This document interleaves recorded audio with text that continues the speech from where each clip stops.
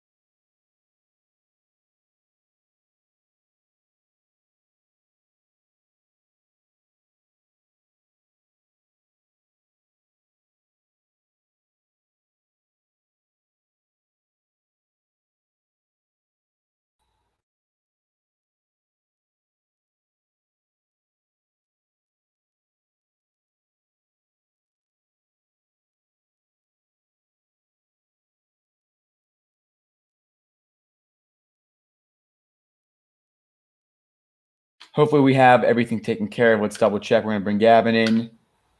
Gavin will be in just a second. Very exciting show for you today. Gavin, can you hear me?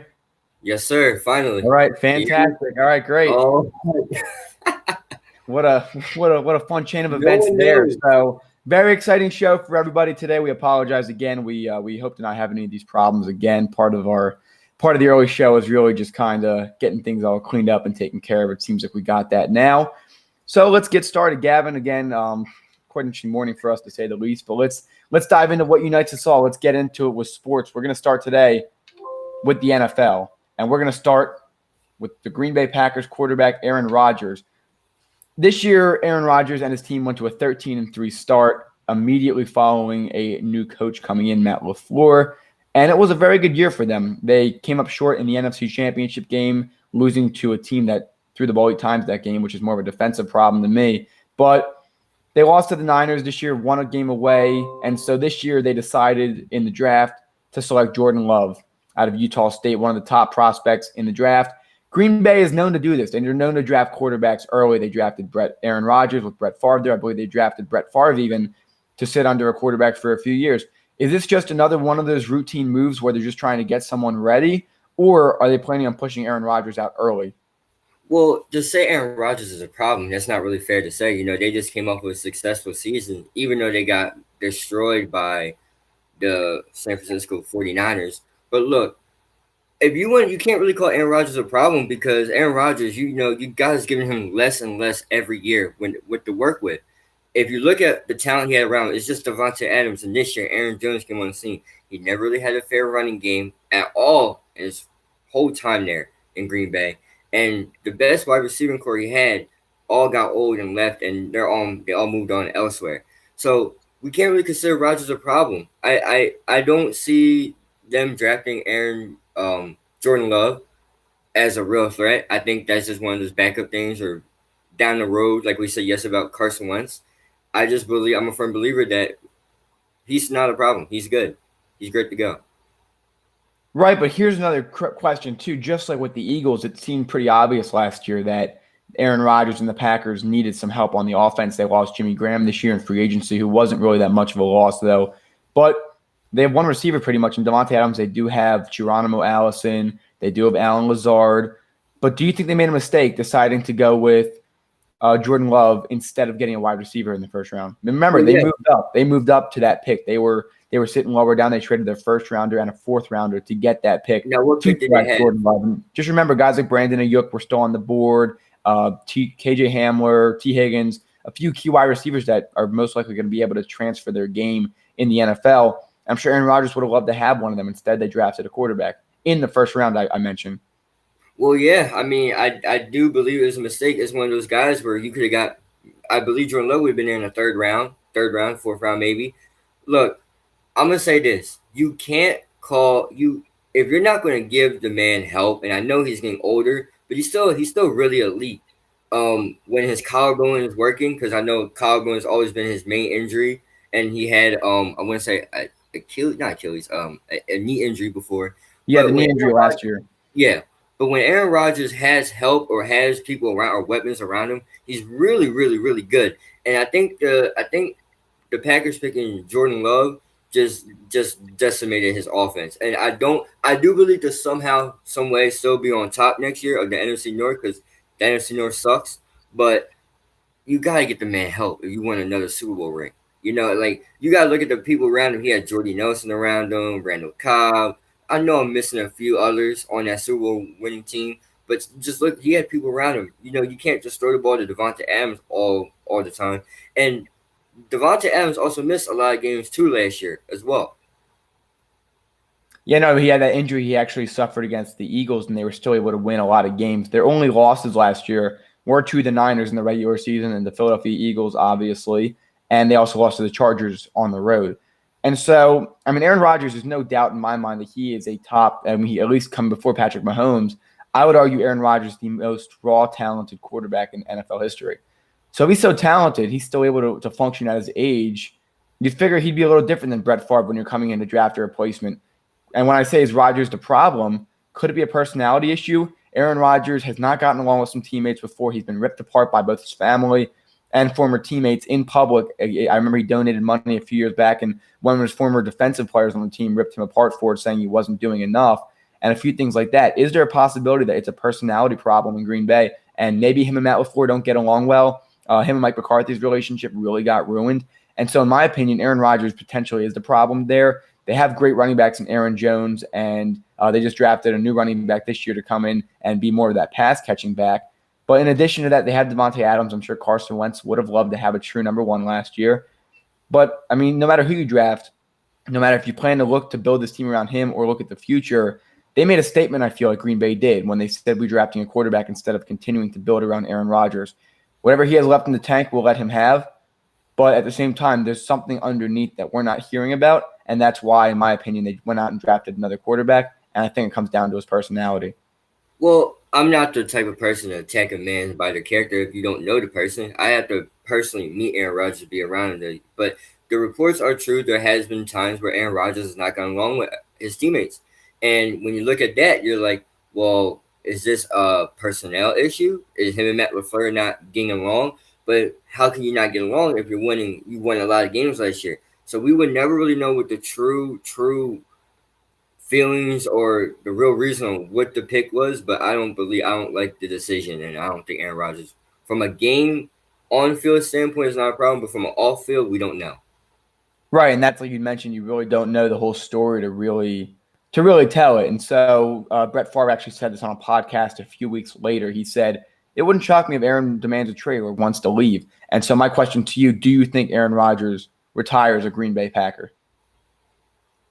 Well, they just gave him a lot of money too, so you got to think about it. We talked about this yesterday when we came to Carson Wentz. We said, well, we wanted to move Carson Wentz and go with Jalen Hurts. We can't because the money we just gave him. No one, and at Aaron Rodgers' age, no one's going to want to take that contract. Unless if he was like around Carson Wentz's age, like just enter his 30s, then I was like, oh well, people are going to take it. But no one, it's unsure if people really want to take his contract. I do believe he will be a Green Bay Packer for life.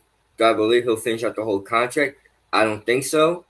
Or let me rephrase: do I think he finished out the contract as a starter? I don't know. But Aaron Rodgers is still a bad man. Shout out to Stephen A. Smith for that one. I'm going to say he doesn't finish his career in Green Bay. I'm going to say he goes somewhere else, potentially to a division rival maybe. If Matt Stafford gets pushed out, I could see him going to Detroit if the pieces are right there. Maybe he can go out to California if the Justin Herbert situation doesn't work out. I could see him being a Charger. I could see him being a Colt potentially after Phillip Rivers leaves. I think that there's a good chance that he does not finish his career there and he's pushed out after this season, and Jordan Love comes in to take over the reins. We'll just have to watch and see. We'll have to watch and see. All right, so that wraps up that. Let's get started on the next topic of the day, one that, in my opinion, is quite contested and pretty much unknown. The NFC West is only getting stronger. The Rams made the Super Bowl 2 years ago, lost to the Patriots 13-3, didn't even score a touchdown. Last season, the Niners made the Super Bowl. The Seahawks were close. And now the Arizona Cardinals are getting better. Are the Rams on a decline, or are they where they were, but the competition's getting stronger? And most importantly, what needs to go right for the Rams to potentially make a playoff push this year? The loss of Todd Gurley is going to affect them really big, and I think the Rams' offense. It's not fair to say the whole team's on a decline because that defense still has Aaron Donald. They got Jalen Ramsey. They lost a few pieces here and there, but they still got people. Now, here's the thing: the Rams are on the decline offensively. Jared Goff is not what everyone thinks he is. It was Todd Gurley that made Jared Goff who he was or supposed to be. You also had Brandon Cooks. You had a Robert Woods. You had a somewhat fair, decent offensive line, and then Cooper Kupp is a monster too. But here's the thing: the NFC West. You take a look at Jimmy Garoppolo and what they did. They lost Marquise Goodwin, but Nick Bosa is a monster on the defensive side. Their front seven is fantastic and scary, and the secondary isn't the worst. You look at Seattle. Russell Wilson is always going to be Russell Wilson. Whether they get Jadeveon Clowney back or not, we don't know. But Russell Wilson is something special, man. And I think a team that's on the decline will be the Arizona Cardinals. I think the addition to with DeAndre Hopkins and Isaiah Simmons on the defense, that was really good. That was fantastic. And Kyler Murray is not going to get worse. He's going to get better, I hope, and I pray, because that might be my dark horse MVP right there. But I think the Rams losing Todd Gurley is going to really hurt them in a lot of ways. And I don't see them going from being like an 11-win team. They might be like an average 8-8, 9-7 team now, maybe even 7-9. Right. No, I still think that's still pretty fair to say. In my opinion, the Rams are not on the decline. They're still on their way up. Jared Goff is still yet to enter his prime fully. He's had an opportunity to see more defenses. Sean McVay's had more opportunities to get the experience last year, and as Common mentioned, they only went 9-7, same as the Eagles. It's just a tough division with two very talented teams. In my opinion, they go 9-7, maybe 10-6 this year, and I say they make the playoffs. I think that they really know how to capitalize on teams, and like you mentioned, their defense is so dangerous, and you only need so few pieces on an offense with a really good defense. I think their defense does carry them, but I still think that Jared Goff, Cooper Kupp, Robert Woods, Tyler Higbee's going to break out this year. I think that they have a good chance of really getting out there and showing up like they did a few years ago. And it wouldn't shock me if they went 10-6. They did beat Seattle. Should have beat them twice this year, actually. They had a missed field goal in that Thursday night football game. But the Sunday night game, they had no problem beating Seattle. People forget that at the end of the year, Seattle was starting to go downhill after their running back injuries. But, before that, they should have won as well. They also almost split with the Niners. The first game was very poor. I think that early in the year they were struggling without a running game, but they started to adapt, especially with a new and improved defense. Their defense is young. All they got to do is get the right pieces on offense, and they'll be back to where they were in the Super Bowl. Again, it's a tough division, but I definitely think that there's a good chance that the Rams rebound this year, and they are a playoff team and potentially a Super Bowl contender, pending any other offensive moves, especially at the running back position. Well, I mean, you're right. Jared Goff is pretty young, and everybody else is young, and they're going to go up. But my thing is, I'm not sold on Jared Goff, man. I think the real. First of all, Sean McVay is a brilliant coach. Let's get that out the way. Sean McVay is a brilliant young coach. He puts his guys in positions where they could be great. But Jared Goff is going to really miss Todd Gurley, because sometimes Todd Gurley took, some of the heat off Jared Goff, because everybody's watching to make sure Todd Gurley doesn't run him over, and Jared Goff can stand there all day and throw the ball. But I think now that they realize the eyes are on Jared Goff now, we're going to see Jared Goff make a lot of mistakes, and we're going to see the real Jared Goff. I'm not saying Jared Goff is, hot trash, but he might be trash at the end of the day. It's a good point, valid. But I think that Goff can rise to the occasion as long as he's in the right system. I mean, you can replace the running backs as you need to. They got the kid from Florida State, I believe it was. They got Cameron Akers, and so I think that would be a good replacement. Obviously, not as good as Todd Gurley was in his prime, but I think it'll be enough to help him out. Remember, he threw for over 500 yards this year against the Buccaneers. Still lost. The defense didn't really help him out. But in addition to that, the year before when he played against the Chiefs, they didn't run the ball much that game. He had to throw the team on his back, and they won. So I trust Jared Goff. I think he'll take the next step up. I mean, we just got to see. I'm not sold. I still think he's hot trash. And I'm sure you still think he's overpaid much more than Dak. I know that for sure. You know what? That could be a conversation for another day. And yes, I do. I do believe that's going to be our debate tomorrow, actually. We'll be talking about Dak Prescott's contract. Make sure you tune in. We should be able to start on time tomorrow. So let's get on to the next topic then. We're going to be talking about the defending Super Bowl champion Kansas City Chiefs. They have 10 of their 11 offensive starters coming back next year. Here's the question. Can the Chiefs repeat? If so, why? If not, why? And so I'll explain my point once Gavin goes, and we'll go from there. You want to start? You can start. All right. So in my opinion, the Chiefs, I'm going to say do not repeat, and here's why. There's simply too much competition in the NFL. The NFL is getting exciting. The NFL is getting a lot more high powered, and more importantly, they cannot continue to go against the lead. You can't get lucky so many times. Mahomes can only have so much magic in him. I don't think Mahomes is going to take a step down. I really don't. I think he might even take a step up. But this year, I think that you're going to start to see a little more. I think that there's going to be better defenses against Tyreek Hill, Sammy Watkins, a few other guys. Their run game with Clyde Edwards-Helaire, I think, is going to be good this year. But I don't trust Andy Reid to stick to the ground game. It's going to be in Patrick Mahomes' hands. Fortunately for Andy, he's got the right quarterback to drop back and throw the ball 45, 50 times a game. But I think that they simply have too much competition, whether it's going to be the Titans returning, which I don't see them as a big threat, but the Baltimore Ravens I can see returning. The Pittsburgh Steelers are a sleeper. I still think the New England Patriots are going to be good this year, even though they have Jarrett Stidham. I do believe in him. I think there's too much competition. It's not because they're getting worse, but I think it's because they're agreeing to stay the same. They haven't gotten necessarily better. They've made some moves on defense, but I don't think that that's substantial enough there. But in addition to that, I do think that there's just too much competition. They're going to eventually have to lose. And so I don't think the Chiefs are going to repeat. It's very hard to repeat, and that's going to be my take. I do believe that the Chiefs will go all the way to the AFC Championship, but I do not believe that they will go all the way this year. And here's the reason why. Like you mentioned, the NFL is getting harder this year. This year, and if you're not even if you're the second seed, you're not going to get a bye this year. You're going to have to play um, through the wild card. I think that's how they win it. Yeah, that's how they went through the wild card. So you don't get the leeway anymore. So if you gotta look at it and you like Pat Mahomes, well, first of all, you can never count out Pat Mahomes at all because Pat Mahomes is a freak of nature. And Andy Reid and those guys on offense, they have a special connection. It's a chemistry, like one comment said over there. It's a chemistry they have. They all work well together. They all trust one another. Clyde Edwards-Helaire, I said that right? Where, yep, LSU Damon, running back. and Damian Williams. They're going to be a nice little duo. And I think the defensive side on the ball, they're still good on the defensive side of the ball. But I do believe teams like Baltimore, they're gonna come. They're gonna. It's unfortunate they ran into Derrick Henry, and I really do believe in Baltimore's offense, and Lamar's gonna get better. They're not gonna keep doing the same thing over again. They're gonna get stronger, and I think other teams are gonna start picking up the pace in the AFC. And let's say the Chiefs do make it. You still got, let's say they make it to the Super Bowl, but you still got to go through teams like maybe the Rams. I'm not a firm believer on that, but the Saints. You got the Seahawks. You got the Packers. You could throw the Eagles in there. You could maybe throw the Cowboys in there, even though the Cowboys will never go to Super Bowl a day in my life. And the thing is, for me, if Andy Reid can stick to what worked for him last year, even when Tyreek Hill was out for a lot of games, I still think they'll be a threat. They're going to win a lot of games, but they might not make it to the Super Bowl all the way. And I don't know about the whole Steelers. I'm not too sure about Big Ben anymore. Big Ben lost a lot of pieces.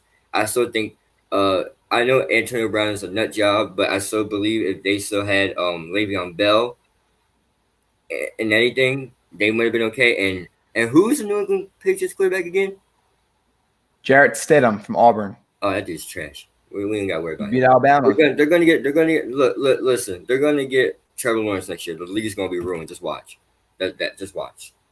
I don't think Bill Belichick's going to want to tank. But no, definitely, I think there's just so much competition. That's why I'm so glad they extended the playoffs. In my opinion, the NFL is the only sport, maybe baseball too, that you can really get true upsets of such extent. You'll very occasionally get an 8-1 in the NBA, but for the most part, the top 4 seeds are always in the semifinals and the finals. So, but in the NFL, the 1 seed does make the Super Bowl a lot, but you will see the 6 upset the 1 the way that the Titans did. And yes, Derrick Henry ran into them more than that. And so, especially Earl Thomas laying out some of those blocks on defense for him, I'm sure he appreciated that. And so, definitely some valid points there. I think I definitely don't even think the Chiefs make the Super Bowl. I'll say that right now. I think that there's way too much competition there, yet to mention the NFC competition as well. I love Andy. I love he got one. He finally got one. I was rooting for him. I know you were rooting for him as well. But I think one is going to get. He's not. He might get another one, but he's not going to go back to back. I'll leave it at that. No, I agree, and we'll definitely see what happens from that case as well. And so we'll We'll definitely return to that. A lot more football talk to come along as we continue to get more news on that update. But let's move on to the next topic. We're talking about the Rockets. The Houston Rockets is an interesting team, and so Gavin, as a Warriors fan, is very well familiar with them. Well, here's the deal. James Harden refused to take a pay cut in Oklahoma City. This is a couple years back, obviously. Yeah. And so he went to Houston, and he's had his own team there. They've given him an abundance of point guards, including Chris Paul, didn't work out, and Russell Westbrook. They decided this year to let Clint Capella go. They gave him to the Atlanta Hawks at the trade deadline, and they have now been going small ball. They've had a few big wins. They beat the Lakers once. They ended up losing to the Knicks once, getting outboarded by over 20 rebounds. But for the most part, in the modern NBA, going small ball works. Yeah. Because if you make an effort for a rebound, you won't have a problem getting it. It's not just the tall guys anymore in this league. However, the Houston Rockets, I don't think anybody's thinking of them as a finals team. Yeah. And they're just one of those teams like the Vikings where it's like they're good, but they're not good enough. Yeah. So they gave him Robert Covington. They've given James Harden so much. If they can't get to at least the Western Conference Finals this year, what does it mean for James Harden? And what does it mean for Mike D'Antoni? What does it mean for the Houston Rockets as a whole? Well, it's their play style. You can't just sit there and shoot threes. I know, we look at teams like the Golden State Warriors, they're going to kill you by three. But also, you guys got to remember, when the Warriors can't hit threes, they live and die by the three-point shot. The problem is the way how James Harden and the Houston Rockets run their offense is basically James Harden get the ball, everybody got the way. And if I can't score, I'm going to dish it to you with 2.2 seconds on the clock. Shaquille O'Neal said this best. He said the way how they run their offense, and I think Charles Barkley agreed on it, which is awkward because that doesn't happen much. But the way how the offense is run through James Harden, whereas James Harden holding the ball for the whole shot clock and then dishing off, you're not going to win championship that way. It's team basketball for a reason. There's no I in team unless you ask Kobe Bryant, but there's no I in team. But still, at the same time, you got to look at it. Like, James, you had Dwight Howard and got bounced out in the first round to the Warriors. You had Chris Paul. And I'm a firm believer, and I'm going to say this. I'm going to be honest. So when I say this, I'm going to be really honest with you.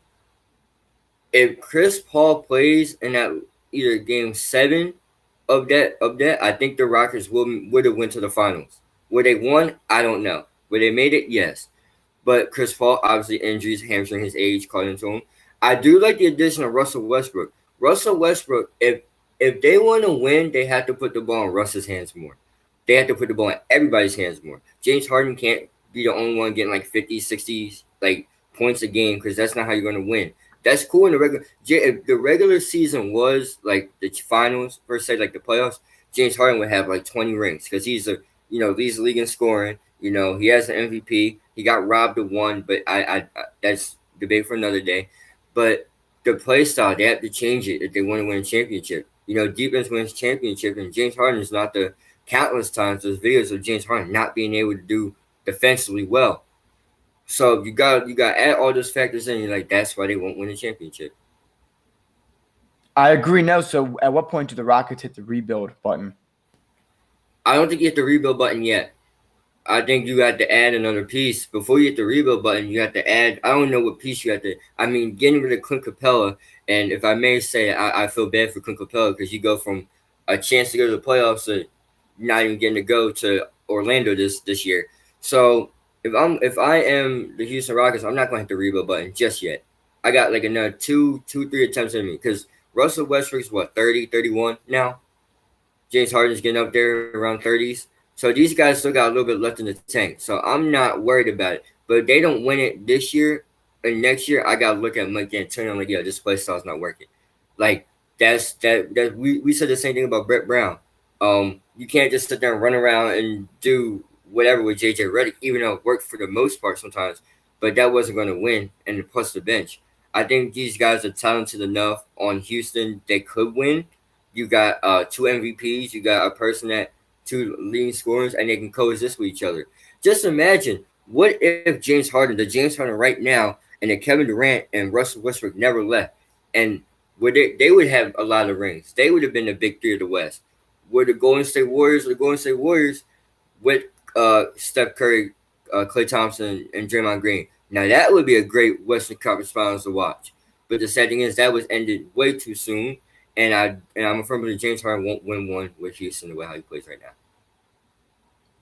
No, I agree. I think that that's pretty clear cut for me. If they don't make it this year, I mean, you gotta really look inside and see if it's how your players play. Sometimes you take a look at Chris Paul in Oklahoma City. His playing style has elevated that team to the playoffs. And so, I mean, thank you to Chris Paul, the Sixers get their first round pick as long as they don't get ran out of the playoffs in these final 8 games in the play-in tournament. But no, I definitely agree, and I think that it's important that if we are looking at the situation, perhaps if they can bring in a good big man, whether it be a guy like Rudy Gobert, if they can trade, since there's some issues going on in Utah right now, apparently, definitely some things there. So we definitely do have a couple more topics to go through. We definitely have the big debate at the end. Just make sure you're sticking around. We're talking about who the greatest of all time is. That'll probably give us a good 20-minute or so conversation, but we have two more topics to run through before we get there. And as I mentioned with Rudy Gobert, are the Jazz a team divided? Now, there's not much information out on this, but for anyone that remembers, Rudy Gobert was diagnosed with COVID-19. That's one of the major reasons that the NBA went on its hiatus. Donovan Mitchell also tested positive.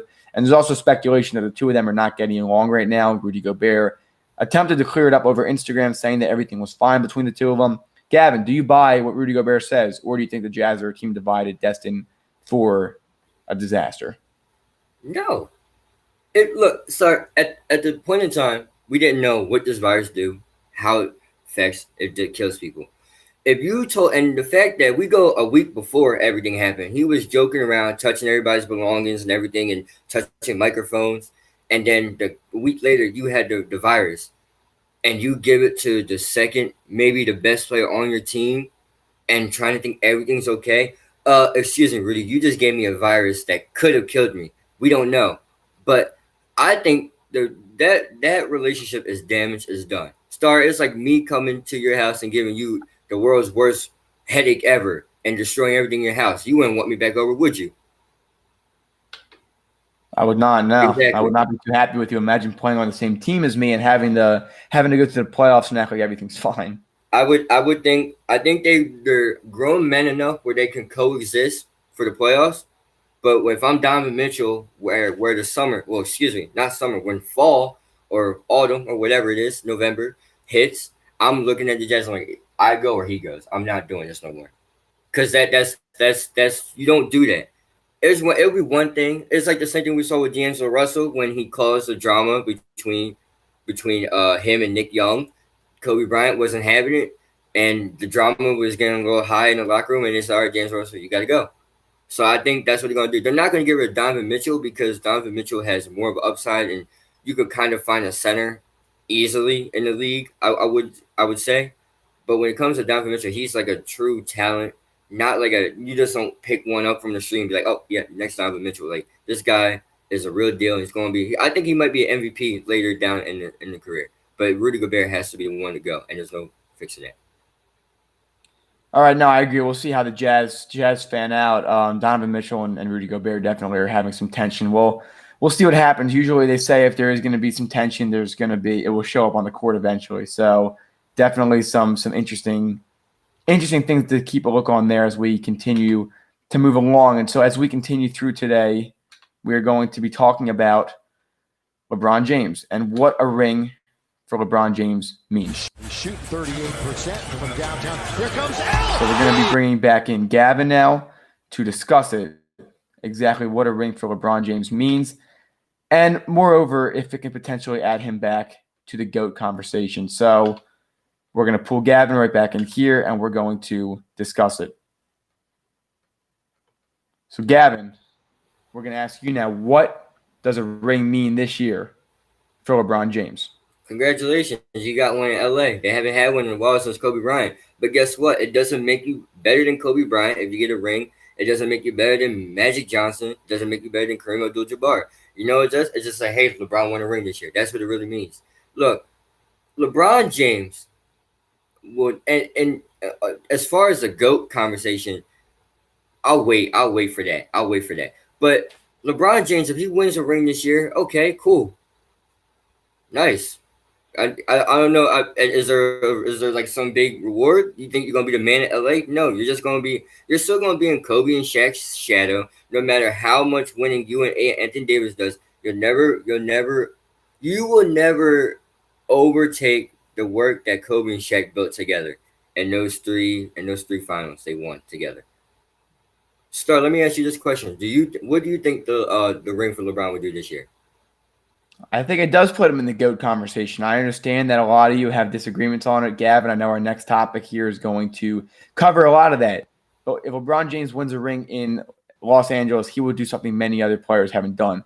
He won in Cleveland, made a promise, went home, won a ring in Cleveland, went to Miami, won 2 rings. And now he's going out to LA with a coach whose experience is very nil, especially compared to Phil Jackson, and winning another ring. He will have won rings with 3 franchises, 2 of which were horribly run before he got there, and even after he left in Cleveland twice was in ruins. I don't see how that doesn't put him in the GOAT conversation. It gives him another ring, it gives him more validation, and most importantly, it's with a different franchise, different teammates.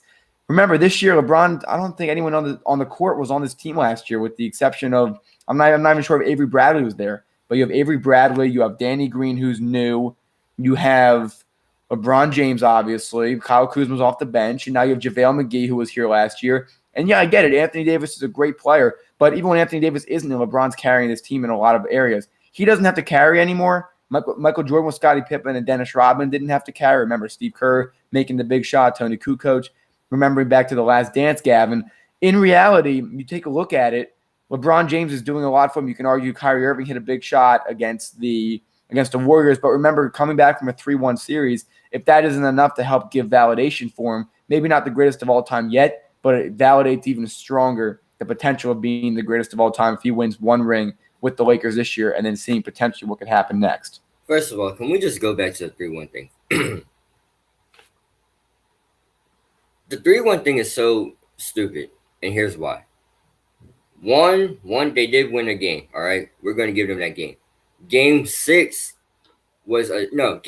excuse me. Game 5 was the most horrible refereeing I ever saw in my life.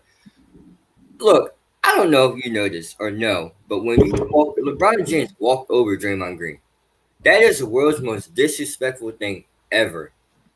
And Draymond Green didn't even hit LeBron. He swiped down like, yo, like, come on. Disrespect, like, why you, like, for what?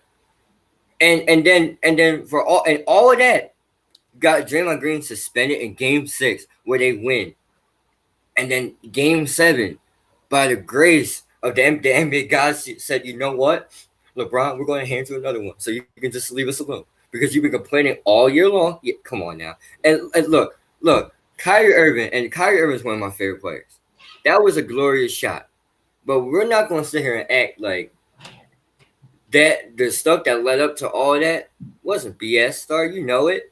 That was come on. You stepped over a guy. Technically, LeBron should have been not ejected, but LeBron should have got technical foul too because you antagonized the fight. You started it. Look, I'm not trying to go in the past, but I don't think that solidifies him as the GOAT because there's a lot of things that LeBron hasn't done to be even in that conversation with some of these players I'm about to name in the next segment. But my thing is a ring for LeBron this year, that'll be all right, whatever, cool. You're all right. There was a hiatus, all right, and 2, not every team participated, which doesn't matter because the bums, they weren't going to make it. So all right, cool, whatever. Yeah, no, that definitely takes us into our next topic here where we're really going to break it down now. So we're going to kind of see how organized we can keep this, Gavin, before the two of us start shouting at each other. But let's start with it. Who was the greatest of all time? I'm gonna open up. In my opinion, when all is done, the greatest of all time is LeBron James. And here's why. LeBron James has not had a Hall of Fame head coach. He doesn't have Hall of Fame level players around him with the chemistry and consistency and all the years he did with a guy like Scottie Pippen. And frankly, the consistency of sticking with one franchise. He's done what no other player has done. All right, he started in Cleveland, carried that team all the way to the NBA Finals. And when he couldn't do it anymore, when he realized he can't throw this team on his back anymore, he left. Went to Miami and joined the Big Three. I agree with you. And Ray Allen hitting a pretty big shot against the Spurs when he came down. Chris Bosh, Dwayne Wade. But that was LeBron's team. Even though Dwayne Wade was there. Even though Dwayne Wade won with Miami with Shaq in 2006. That was LeBron's team. LeBron, after winning 2 finals and going to 4 straight, remember, against Greg Popovich, the second greatest coach of all time, in one of those in a very talented Dallas Mavericks team that swept the Lakers. Remember that with Kobe Bryant. I know you want to bring up Kobe Bryant as potentially in the GOAT conversation because you like bringing up the records and the finals and all things like that. But now let's go back to Cleveland, a dysfunctional, deadbeat team, even with Kyrie Irving. Kyrie Irving even saying he didn't want LeBron James to go there, but they were a deadbeat team. He goes back to Cleveland, a terribly run franchise, and instantly that year takes them to the finals. They lose to a very good Warriors team. They go back the next year, down 3-1. Gavin, you're bringing up 1 game, 2 games at most. It's a 7-game series. If you're as great as the Warriors are, the greatest dynasty of all time, which they might go down as the second greatest dynasty next to the Chicago Bulls and maybe even the Lakers. But listen to this. They had 4 games to win. They were up 3-1. They had plenty of opportunity. No excuses. LeBron James carried that team. Kevin Love is not as good as he was in Minnesota. Kyrie Irving was pretty consistent. But what team doesn't have a consistent sidekick? I would argue that Kyrie Irving's not as good as Scottie Pippen was or as big of a role. But remember, LeBron James is not a shooting guard who's just going out there scoring. LeBron James is doing more than just scoring. Now, I get it. MJ elevates his teammates, does a lot of those quality things as well. But LeBron's putting the assist up. LeBron's getting the boards. LeBron's blocking Andre Iguodala's shot in Game 7. Just watch Game 7, and that alone should show you the impact that LeBron James has on and off the court for his teammates. You have to remember that. You got to understand that. That's so important. And here's another factor, too. You want to bring up finals records. You want to talk about all this stuff. How many three-pointers did MJ have to defend in the 90s? They didn't become popular. They didn't have the greatest shooter of all time back then. Ray Allen comes into the league. Steph Curry, Klay Thompson. How would MJ's team react on defense to those teams? Getting in the paint, being aggressive. MJ had a slender frame continued versus LeBron James. LeBron James, in my opinion, back then wouldn't have had a problem with a dynasty, especially if he had Scottie Pippen around him and Phil Jackson coaching them. Phil Jackson had a lot to do with that team. Tony Kukoc by himself is not necessarily the reason that they had a good shot. It's because of the great coaching or Steve Kerr putting him in a great situation to become an excellent shooter. LeBron James has never had a Hall of Fame coach. LeBron James has had very few Hall of Fame teammates. And most importantly, he's got the 9 finals total. I understand he's only won 3 of them, but the game's different.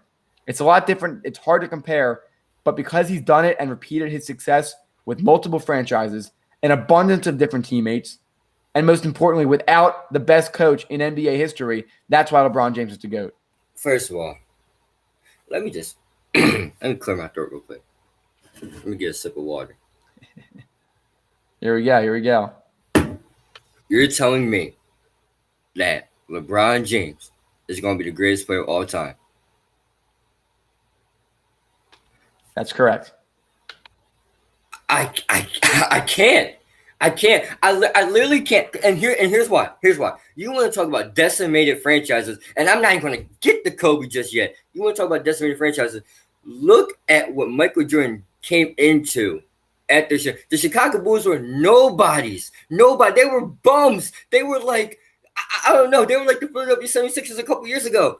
You know how bad your team is when they're in training camp. They're partying with cocaine and everything instead of working on their craft. And you want to talk about finals? Yeah, 9 straight. But he's 3-6. 3-6. Jordan's 6-0. Never shooting 3-pointers back then. What dynasty did he play? He never played the Rockets in the finals. He goes out for 2 years. The Houston Rockets have no problem going there. Remember, he had Scottie Pippen. He had a lot around him. Phil Jackson.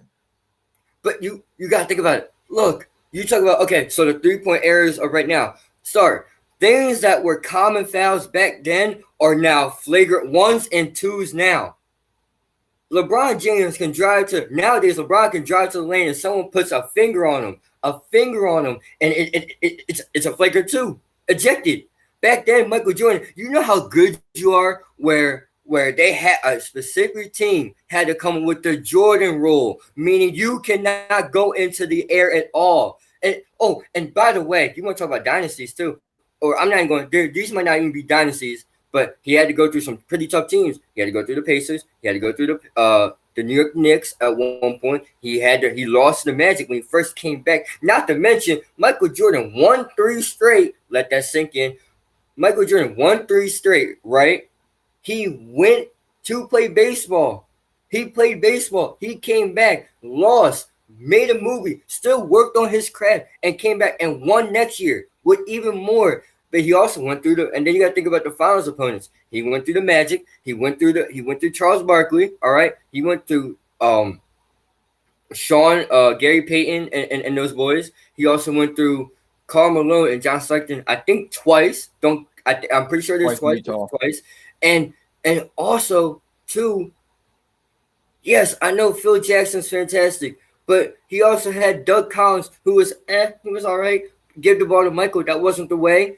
And how many finals did they win with Doug Collins? They won 0. That's right. But that's look, right. He needed a Hall of Fame coach based on that. The same thing. But look, here's the thing. LeBron, and you want to talk about players, supporting cast. When Michael Jordan first started, all he had was Charles Oakley.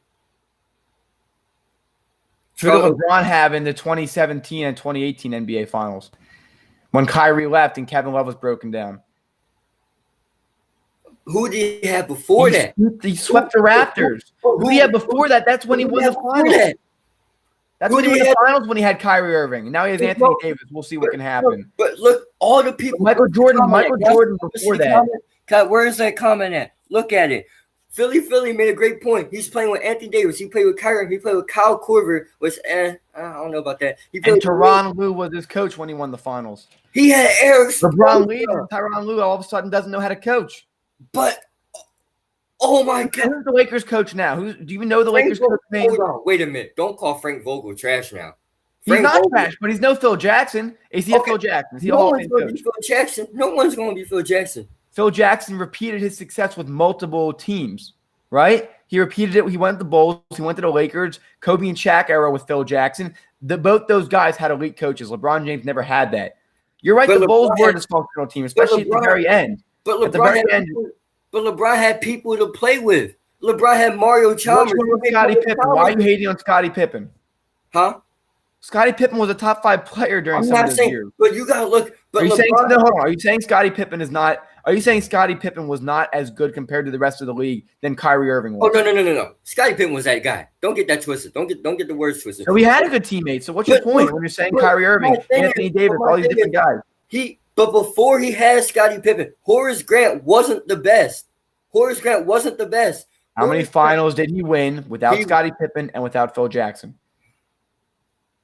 How many finals did he go to without Phil Jackson and Scottie Pippen?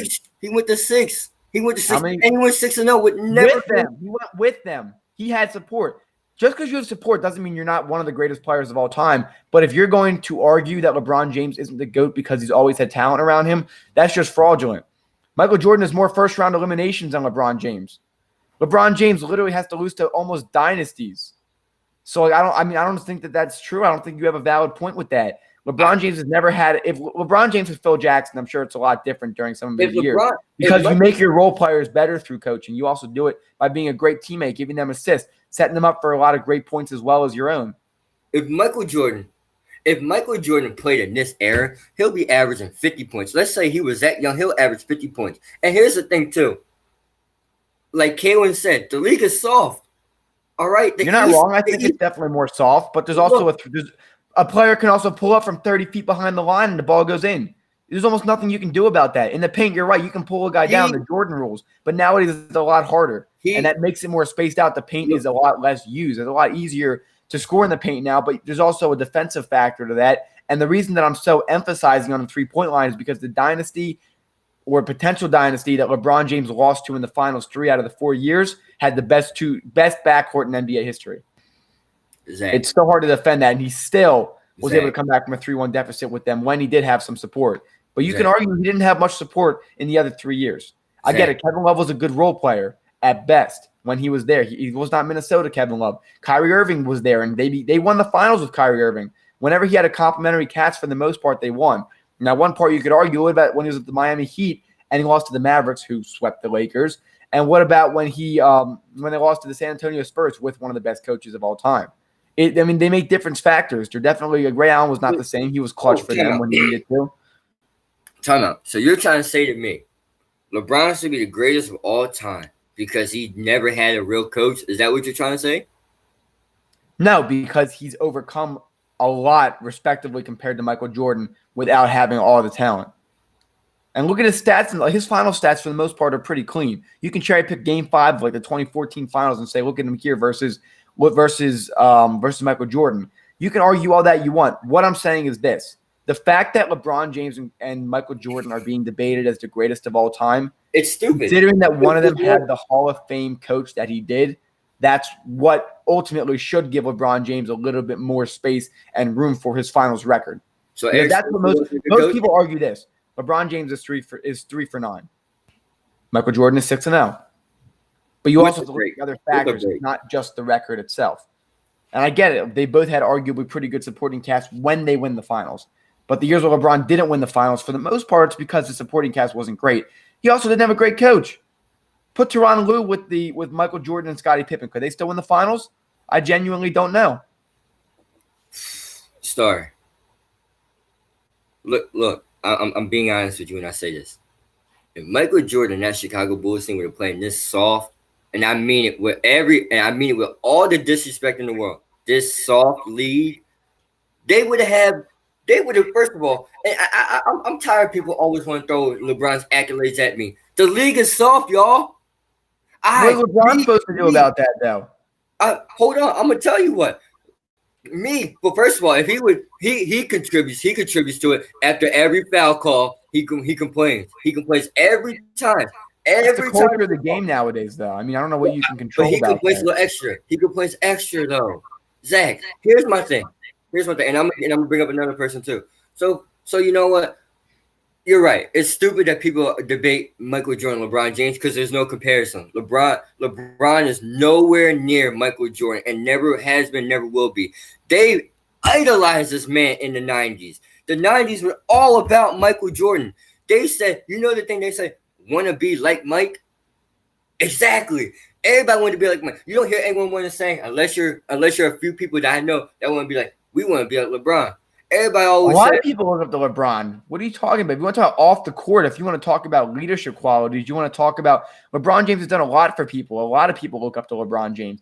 I think we can both agree, and everybody can agree, that LeBron James is pretty good of a person. What he's done in Cleveland, how he's helped society, what he's done for social justice, speaking out. Remember when Michael Jordan was asked about that, and he said Republicans buy sneakers too?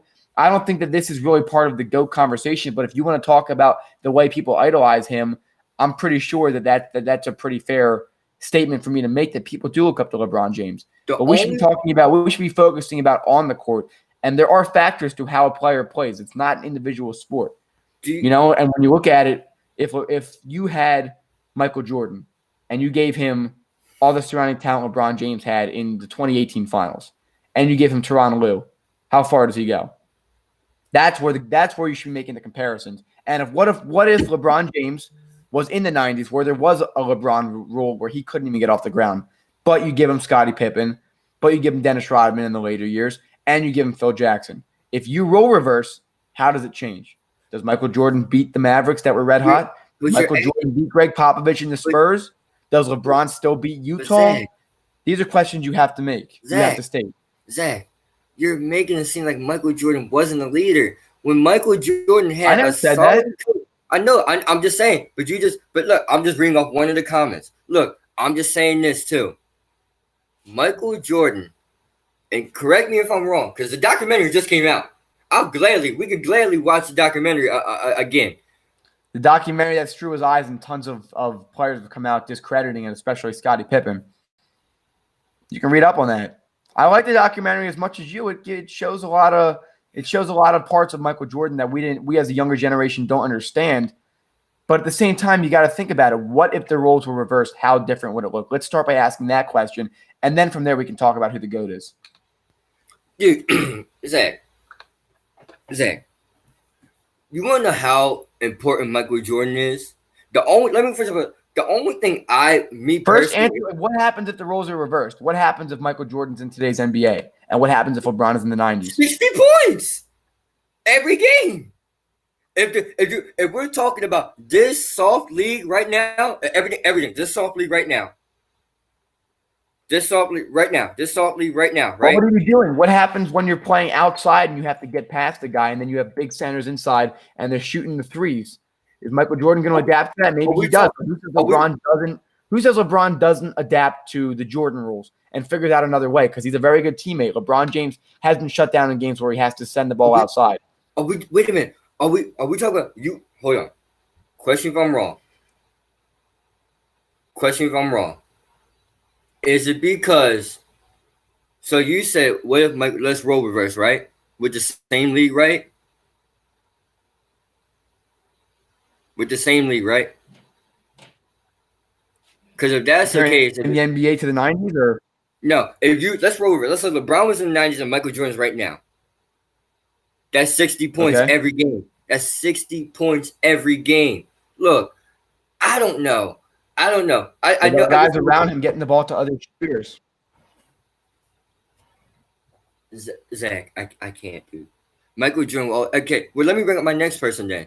If you think, look, are you going to say Jordan is averaging like 14 points? If Jordan, no. I never said Jordan is going to lack the scoring ability in the modern NBA. What I'm saying is, surround him with teammates like LeBron did when he didn't win the finals. Surround him with the coaching. A young Michael Jordan, you got to go back to 1994, 1995, prime Michael Jordan. You take that Jordan with the education he had then as far as how to play the game of basketball, and you place him directly in today's game with those teammates and those coaches, what does that team look like? What does that team look like? Yep. Champions? Any team with Michael Jordan. You think they would have beaten the Warriors in 2018? Huh? When they got swept by the Warriors, they would have won in 2018. So let me get this straight, right? So is Michael Jordan coming with Scottie Pippen and Dennis Rodman? No, it's him with Kevin Love, Tristan Thompson. I think J.R. Smith's on. Yeah, J.R. Smith's on the 2018 team. That's the lineup. Will he be able to defend Kevin Durant, who's the first kind of scoring potential guy that he is? Can he go again? Just answer yes or no question. Do you think that they win, not get swept, not maybe lose 4-2? Do they win the NBA Finals in 2018 with Tyronn Lue as the coach, with the surrounding pieces I told you, and you replace LeBron James with Michael Jordan? Do they beat the Warriors? Do they beat the Warriors in 2018 when they got swept? Yes, they beat the Warriors. You never bet against Michael Jordan. Even you could be like, "Hello, Michael Jordan, how are you?" First round exits they had for the rest of the series, huh? What about all his first round exits that he had, even with Pippen? You got to think about it. Look at the pieces he had around him with Pippen there versus without Pippen there. Look, Zach. I'm sorry, but back then the Eastern Conference was a real thing. Right now, the Eastern Conference is a joke. It is a legit joke. And that's why LeBron didn't make the finals. The Eastern Conference is a joke. LeBron James was able to get through without a problem. He swept the 1 seed Raptors when they were the 4. So my question is, they got swept. They got swept by the Warriors in that series. Does does Michael Jordan win that series with that surrounding pieces against Kevin Durant, against Klay Thompson, against Steph Curry? You think that they do? Yes. You never. Why? What does Michael Jordan do different than LeBron James in today's era? He's going to drop 80 points a game and magically fix it? He has a killer mentality. He had a mentality that says, you know what, guys? We're not losing today. The same thing with Kobe. And if you're telling me that LeBron surpassed Kobe too, you're out your mind, man. You're out your mind. I'm gonna pull up here. I'm pulling up all 4 games. LeBron James in game 1. He played 48 minutes. He had 51 points. They lost 124 to 114 in overtime. This is blasphemous. What does Michael Jordan do different to win that game? This is blasphemous. 51 points in 48 minutes. This is blasphemous. What does Michael – just answer the question. We're doing a role reverse. We're going to break it down by blasphemous numbers. What Michael Jordan do in game 1 of the 2018 finals to win that game? And you can say that they lose that, and we can go on to game 2. Well, we would admit that they would lose that game, and then can we go on to game 2? Well, if J.R. Smith has some brain cells, right? If J.R. Smith has some, wouldn't have made that mistake. But if so it is because of the teammates. Now you're shifting it off of Michael Jordan. Wait a minute. Hold on. Wait a minute. If Michael Jordan still drops 50 points, who even knows? The game might have a different outcome than we did. The reason why LeBron. Because of what? Because of the defense? Because of what? Huh? Because of what? Because, look, Michael Jordan, right? If prime Michael Jordan was in that game 1, 51 points. Is he scoring more than 51? Is he stopping the Warriors? Let me look at the Warriors stats here. They should have won that game. I'm not. Is he stopping Kevin Durant's 26 or Steph Curry's 29 or Klay Thompson's 24? What is different about that game? They put up 114 points and the Warriors put up 124. Just tell me one thing. Maybe you can say that can you admit that they lost this game, or would Michael Jordan make them win that game, and why? Who was shooting the free throw? Was it LeBron? Who was shooting the free throw? I really don't remember, actually. Because, in my opinion, Michael Jordan's not shooting the free throw. He would have been somewhere near the ball. He wants no one else to have the ball. I think it was one of the bench players. Hold on, I have the name. J.R. Smith. A dude like chat. Comment section. Harrison Anderson. Teams were way more evenly matched in Jordan's era. There were no super teams. So, therefore, your finals argument is invalid for LeBron's record. So you can't use that argument. You got to use something else. If you're going to agree with that, you're going to agree that teams were more evenly matched back then and there weren't super teams like the Golden State Warriors in 2018, then you have to concede the argument of LeBron James' finals record, and you need something else to point out. So not including the finals record, that makes it invalid. What makes LeBron James not the GOAT versus Michael Jordan? Invalid. That's not invalid. Yo, come on. That's not. He said there's super teams. There's super teams, right? But even though there wasn't no super teams back in the day, the game was harder back then. You couldn't just drive in with ease. There was cats ready to kill you as soon as you came in. Okay, so wouldn't Michael Jordan be able to excel at this level then? LeBron would not fare. And Steph Curry wouldn't even fare back then either. None of these guys defended outside the three-point line. There were always open looks. I guarantee statistically there were more open looks back then than there are now because you're well aware of the three-point. You're going to defend the line more. So who is the top 3 best players in the NBA? GOAT. So who, if you would rank the top 3 players for GOAT in order, who would it be? I go LeBron. I'm still going MJ over LeBron until his career is over. So it goes MJ and LeBron pretty much 1 and 2, and then I'm probably going Kareem. And then I'll probably put Kobe at 4, maybe 5. I'm trying to think who else I'll put up there. I know you're pretty high on Kobe. Is Kobe your number 2? Kobe would be my number 2, yes. Number 2. And that's on any given game. Had Shaquille O'Neal on his team and also had Phil Jackson. Okay, and we can also had Dwayne Wade, Chris Bosh, Ray Allen, Mikey Miller. Hold on, y'all. Hold on, chat. I'm going to get him. Who else they had? Mario Chalmers. I know he wasn't the best, but he wasn't the worst. Who else? They also had Scottie Pippen. Okay. No super team. Kyrie Irving. Kyle Korver. Kevin Love, post-prime Kevin Love, Thompson, J.R. Smith, his brain was somewhere else. Richard Jefferson, who's a good defender. You're out your mind, Zach. Come on. You got to admit the Warriors were a super team. LeBron was on. I don't know if I can defend his finals losses to the Mavericks and to the Spurs. So why can't you defend one of the Warriors?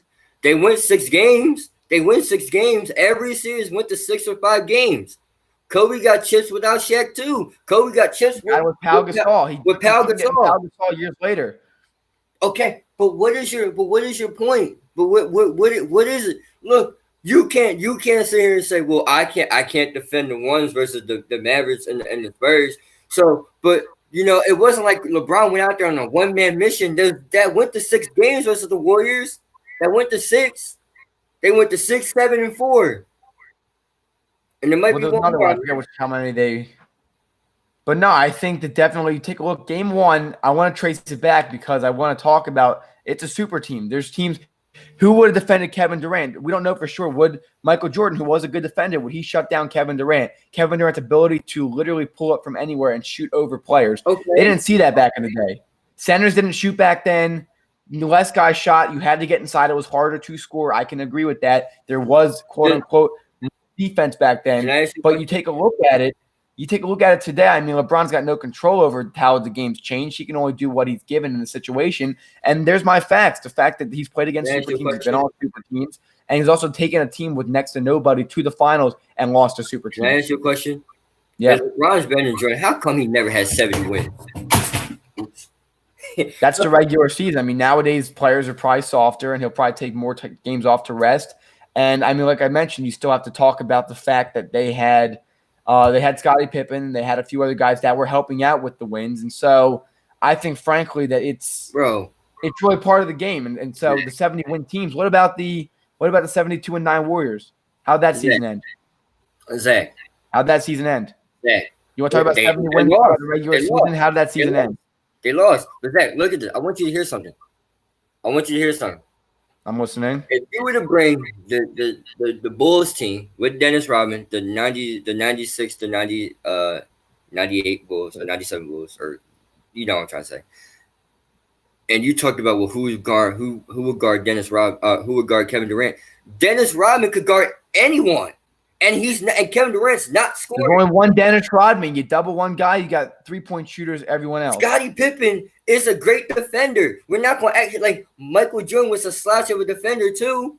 Steph Curry is not a great defender. Kevin Durant, he's a great defender now. The defense of the Golden State Warriors is very underrated during their run. Say that again? I didn't hear you. The defense of the Warriors was very underrated during their run. But I do want to say one thing here. Well, in regards to LeBron not fixing it, Jordan should. I'm not saying Jordan should have. I'm saying Jordan had a lot around him. A lot came to him. Now, did Jordan have to work really hard to get to where he was? Yes, I'm not arguing that at all. He's the hardest worker next to Kobe Bryant as far as that goes. The killer mentality, I can't overemphasize how beneficial that is to have on a team. Jordan simply had a lot around him, and there's nothing wrong with that. Whatever it takes to win. In reality, Kevin Durant wanted to go to the Warriors to win. There's nothing wrong with that. I see nothing wrong with that.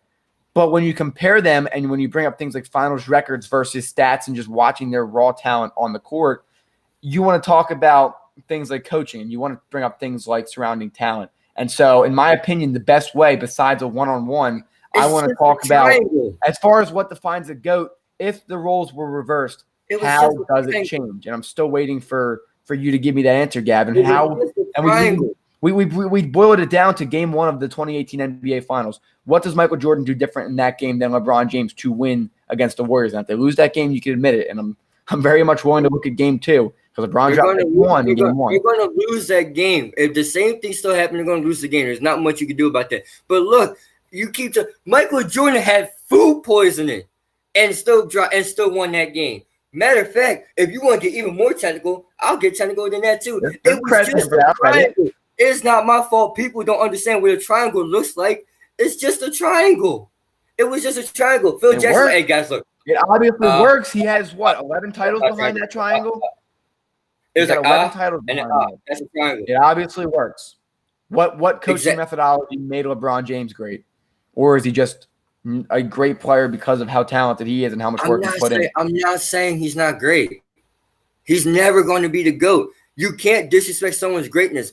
LeBron James is great. I'm not dissing either one's greatness. They're both very much up there. Tell me why Michael Jordan's the GOAT. You haven't really spoke too much in the detail about that. We've spent a lot of time breaking down LeBron James. I want to start hearing a little more about. You want to know why Michael Jordan? Let me hear some of your thoughts on Michael Jordan.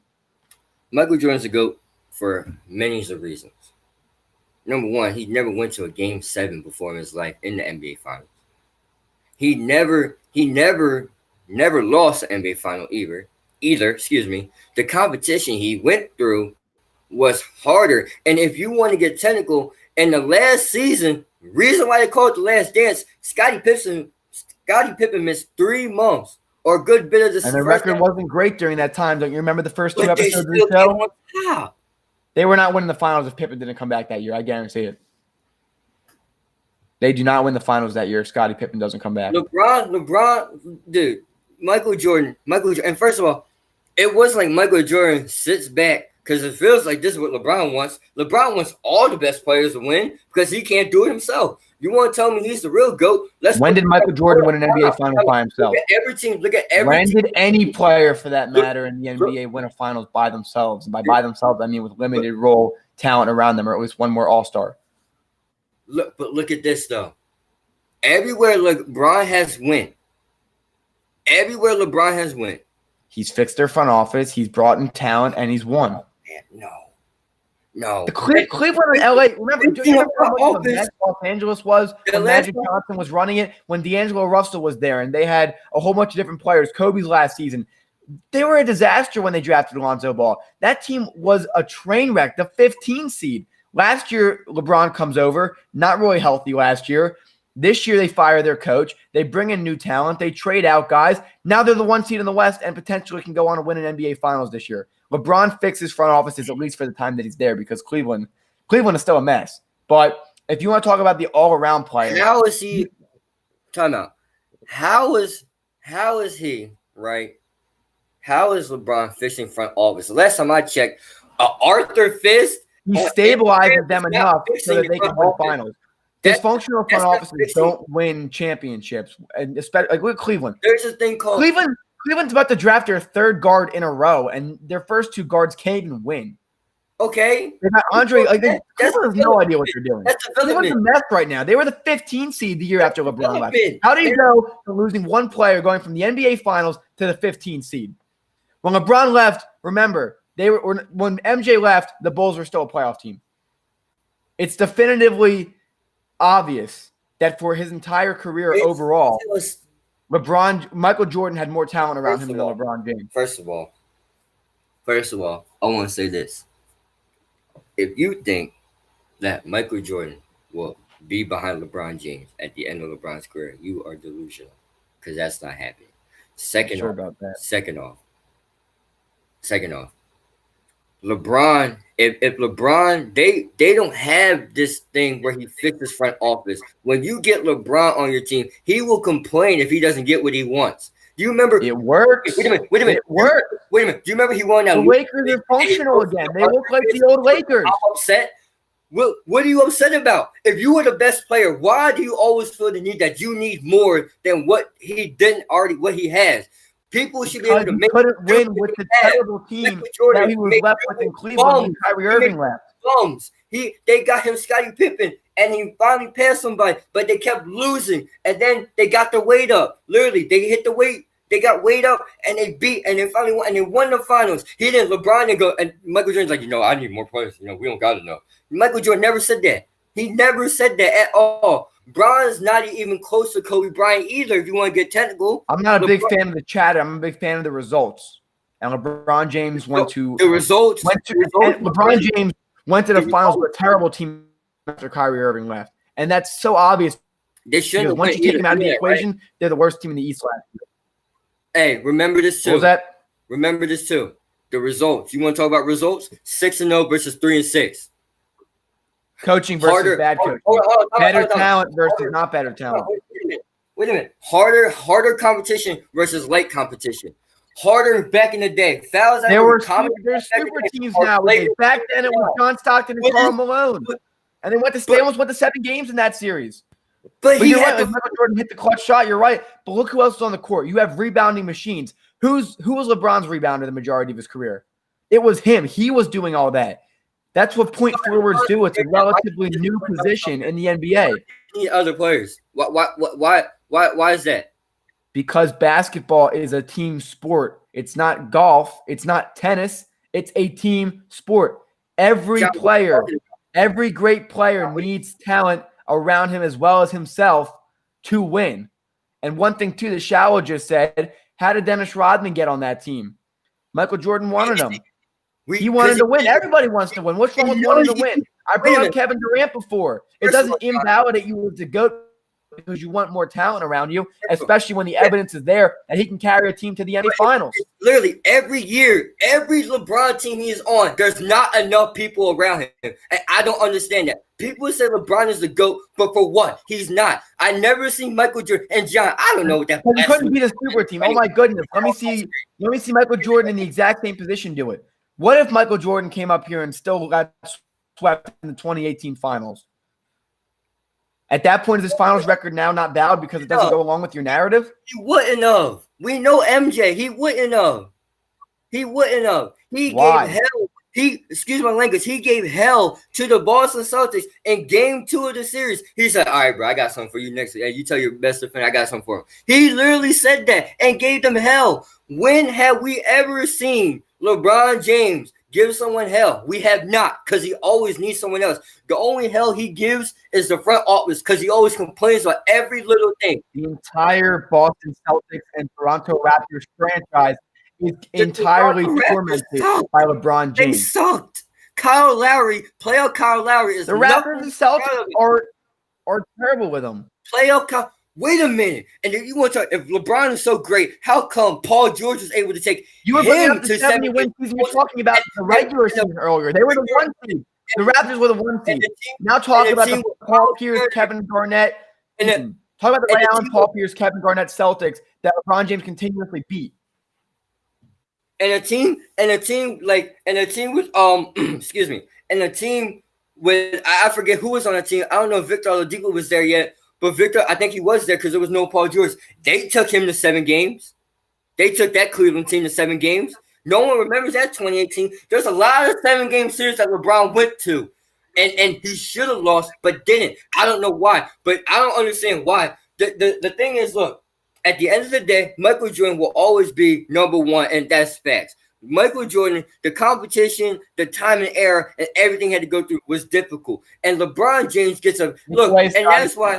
Let's see how he does.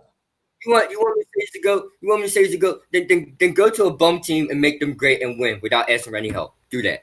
Because that's what everybody's saying. LeBron is some kind of god that to the finals the year he got there. Kyrie was there. You keep forgetting, and he brought Kevin Love there. Kyrie got hurt that year, and they still went to the finals. And swept. And then the next year, when he did have one All-Star, which literally every superstar needs an All-Star to win a finals with, he goes on and wins the finals in 7 games. The first time a team's ever come back from 3-1. Zach. Just stop for a second. Let's just calm down for a second. Let's just think. You're telling me, Zach Starr, Sir Starr, is telling me that Michael Jordan, when LeBron is done, LeBron James will be better than Michael Jordan. Is that what you're saying? I think it's pretty impressive when you can win finals with 3 different franchises and with different teammates and with different coaches, something Michael Jordan has never done. Yes, I think he will be the GOAT by the end of his career. Okay, wait a minute, man. But when he left these teams, he joined other players too. We're not going to sit there and forget that Dwayne Wade was there and he brought Chris Bosh from Toronto. We're not going to act like he didn't go back to Cleveland. But you also can't act like that they had – you also can't act like that Michael Jordan didn't have Scottie Pippen when they started winning finals. LeBron James has taken a team without All-Stars to the playoffs. Michael Jordan has never done that. When they first won, they got stronger. They got better. And who says LeBron James hasn't gotten better? His assists over the years have went up. He's become a better team. We don't know. Stats don't lie. Yo. My computer's about to die pretty soon, so this might be continued for another day, and I'm getting a headache because this is blasphemous right now. This is utterly BS and blasphemous. The hot garbage that's coming, and everything. And look, and let's say, and what you won't realize is, if LeBron's that good, why is it every year there's always an excuse for why he didn't make it or why he didn't win? It would be the same for Michael Jordan if he was in the modern era playing against super teams with elite 3-point shooters.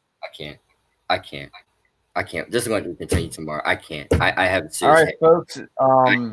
Thanks for staying tuned for our show today. If you want to support us, you can go on Patreon. The link is in the description on YouTube. You can take a look there. You can donate there. If you can't, that's fine. Just share it with your friends as well. It's great to support the channel. That way we can afford to keep providing you this content on our amazing platform, hopefully pending technical difficulties to keep it consistently going well. In addition, if you want to buy any of our awesome products in the top right corner of your screen, you can see that logo on a sweatshirt and a few different elements to that as well, including some phone cases. So the Michael Jordan side of the debate, never on the other side. This is total utter blasphemous. If Steven, great to hear from you, Gavin. We're gonna continue the conversation tomorrow. We're talking about another topic I know the two of us disagree on quite substantially. Dak Prescott, does he deserve to be paid? We're gonna figure that out. That and a whole lot more. Everyone, thanks so much for joining the show today. We'll be back at 12 o'clock tomorrow until 1, and then we have a Q&A session on Friday. Look what John said. Where are we looking? Last one, John said. Rodman locked up Malone? Yes, he did. And that's what Rodman did. Teammate. That's what Rodman did. One day before you cut us off, one day, y'all, I promise you, Zach will be on the MJ side. This is just whole other blasphemous. I'm at to make some calls. Can't wait until I'm rolling out my cigar when the Los Angeles Lakers win the NBA Finals this year. It hurts. I need an Advil. Advil, please sponsor us or something. I need one. God, please. Save me. All right, thanks everybody for tuning in. We hope that you all enjoyed the show as much as we did. We'll be on at 12 o'clock tomorrow, and we will see you all then. If you have any questions that you want to ask us on Friday, please feel free to drop them below before Friday, and we'll write them down and we'll answer them as well. Thanks again, everybody. What was that, Gavin?